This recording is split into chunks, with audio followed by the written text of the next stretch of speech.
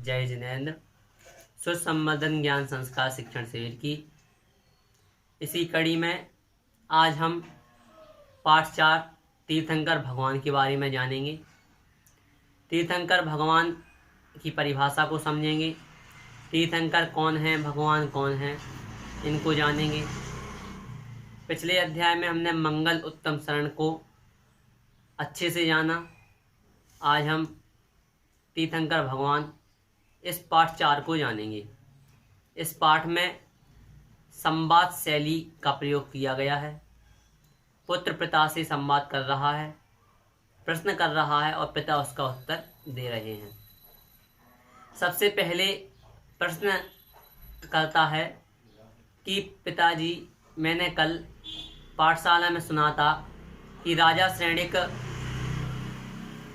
यशोधर मुनिराज के गले में सर्प डालते हैं।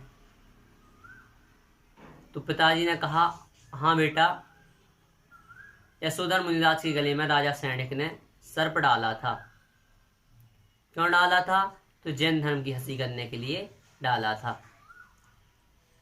अब पुत्र पुनः प्रश्न करता है कि तीर्थंकर कौन है, तीर्थंकर किसे कहते हैं? पुनः उत्तर मिलता है, जो धर्म तीर्थ का प्रवर्तन करते हैं अथवा धर्म तीर्थ को चलाते हैं, उन्हें तीर्थंकर कहते हैं। इनमें 3 मुख्य गुण हैं। पहला कौन सा है? वीतरागी। दूसरा सर्वज्ञ। तीसरा हितोपदेशी। इस प्रकार 3 गुण हैं। अर्थात जो धर्म तीर्थ को चलाते हैं उन्हें तीर्थंकर कहते हैं। इनमें वीतरागी, सर्वज्ञ और हितोपदेशी गुण पाया जाता है। वीतरागी किसे कहते हैं? तो बीत गया है राग जिनका, अर्थात राग द्वेष से रहित। सर्वज्ञ, जो सभी पदार्थों को एक साथ एक समय में जानते हैं, ऐसे सर्वज्ञ। हितोपदेशी, जो हित का उपदेश देने वाले हों, ऐसे हितोपदेशी। इस प्रकार जानना चाहिए। अब पुनः पुत्र प्रश्न करता है कि पिताजी, क्या सभी भगवान तीर्थंकर होते हैं? पिताजी उत्तर देते हैं, नहीं, सभी भगवान तीर्थंकर नहीं होते। तीर्थंकर और भगवान में कुछ अंतर हैं। जैसे तो पहला अंतर तो उन्होंने बताया कि तीर्थंकर केवल 24 होते हैं और भगवान अनंत होते हैं। दूसरा अंतर बताया कि तीर्थंकर के पंच कल्याणक होते हैं और भगवान के पंच कल्याणक हो यह आवश्यक नहीं है, अर्थात हो भी सकते हैं, नहीं भी हो सकते हैं।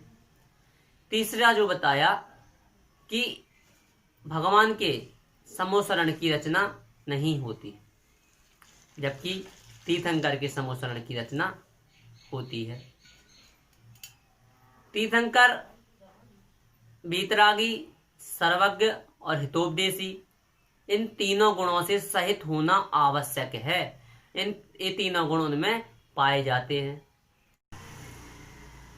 परंतु भगवान में हितोपदेशी गुण हो यह आवश्यक नहीं है। वह बिना उपदेश दिए ही मोक्ष जा सकते हैं। अंतिम और 5वां उन्होंने बताया कि सभी तीर्थंकर जो होते हैं वे क्या होते हैं?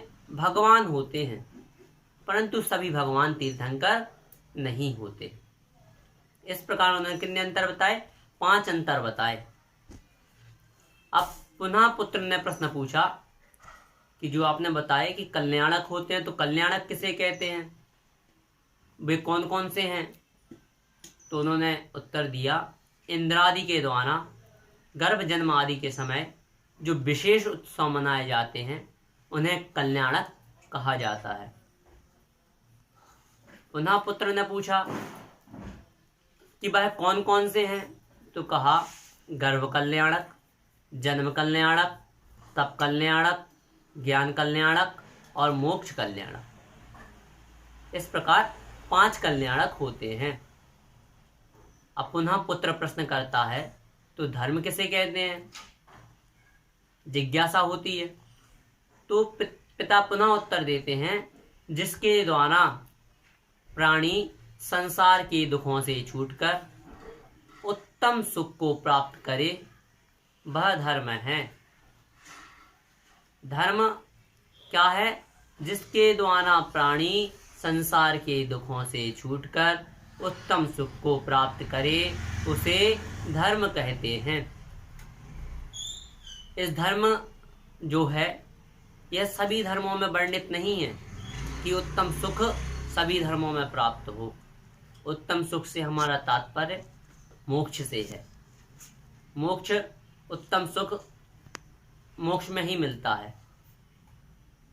मोक्ष ही एक ऐसी जगह है जहाँ प्राणी, जहाँ जीव पूर्णतः सुख अनुभूति कर सकता है, सुखानुभूति कर सकता है।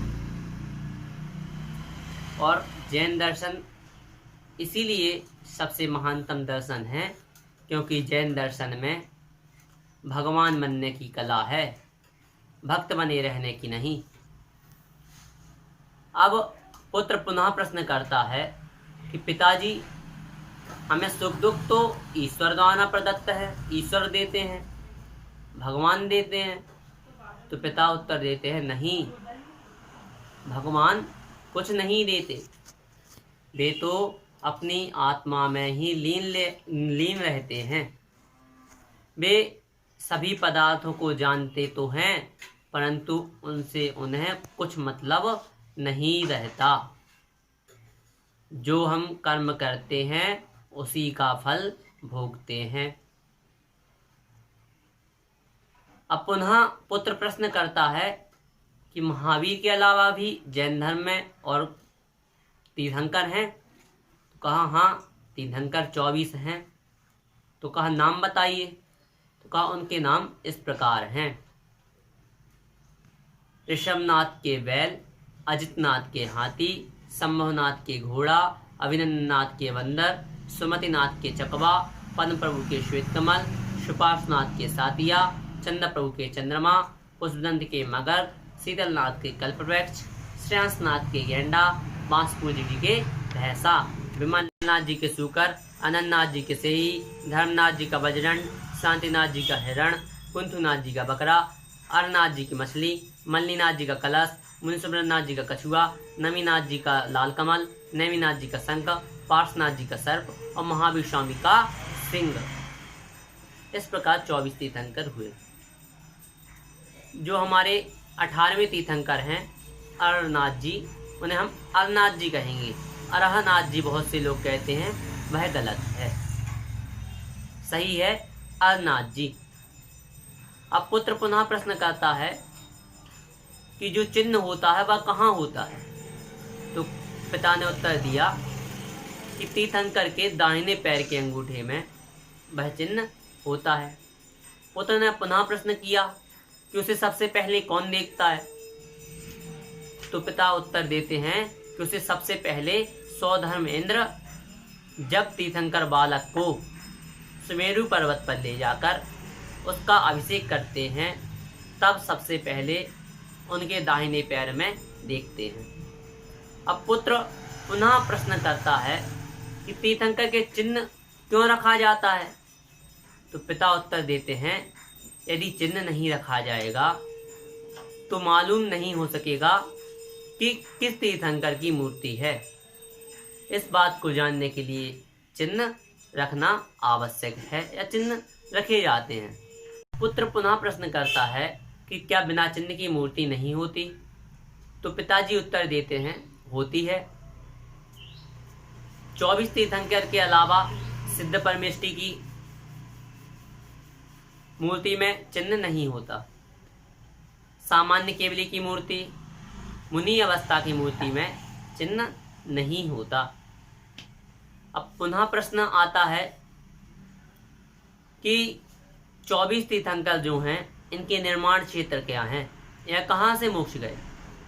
तो उन्होंने पुनः उत्तर दिया, और इसको सबसे अच्छा याद करने का तरीका है निर्माण कांड की केवल 4 पंक्ति याद करने। अष्टापद आदिश्वर स्वामी बासुपूज्य चंपापुर नामी, नेमिनाथ स्वामी गिरनार, बंदो भाव भगति और धार, चरम तीर्थंकर चरम शरीर, पावापुर स्वामी महावीर, शिखर समेत जिनेश्वर बीस, भाव सहित बंदो निसदीस। अर्थात जो 24 तीर्थंकरों में से सबसे पहले तो हम देख लें कि ऋषभनाथ भगवान कहाँ से मोक्ष गए, तो अष्टापद से, कैलाश पर्वत से।